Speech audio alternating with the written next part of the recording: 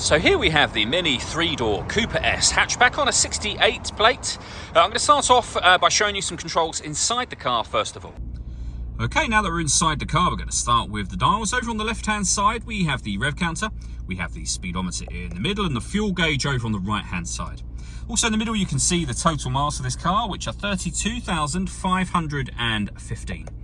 You can change the information displayed above that using a button on the end of the indicator stalk for various bits of trip computer, fuel economy information, or the digital readout for the speedometer you see being displayed now.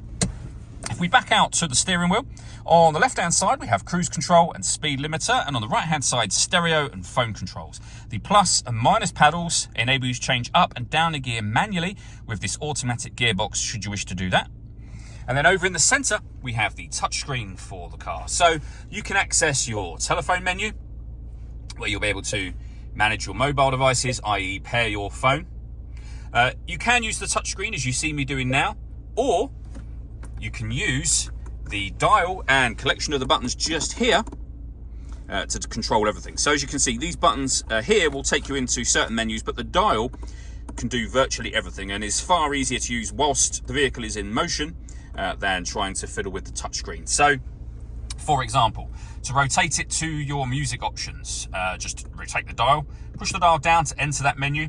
We have DAB, FM radio, as you can see, Bluetooth audio, so you can stream your music wirelessly as well as making and receiving phone calls. We've also got USB input as well there. This vehicle's also got satellite navigation. Again, everything you see me doing, I'm using the dial for 100% of this. We've done a video showing how this sat-nav system works, which you can find on our website and YouTube channel. Lovely, clear colour display though, as you can see, a very easy system to use. Below that, we have dual zone climate control. So you can adjust the passenger temperature, the driver temperature, you can increase or decrease the fan speed, you can determine what direction you'd like the air to be distributed in as well. The air conditioning is on at the minute, that's off, back on again, or hit auto. The car will now take control of the fan speed and direction of the air to maintain those temperatures for you. Press auto again and you'll go back to whatever setting you had it on previously. Below that, we can turn off the traction control for the car. This button starts and stops the engine. The car's also got stop and start, so it's designed that it will cut out when it's stationary in traffic to save you fuel. You can turn that system off from here if you wish to. And this button over on the right hand side will change the driving setup of the car. So it will put it into sport, mid, which is your normal everyday driving, and green mode as well.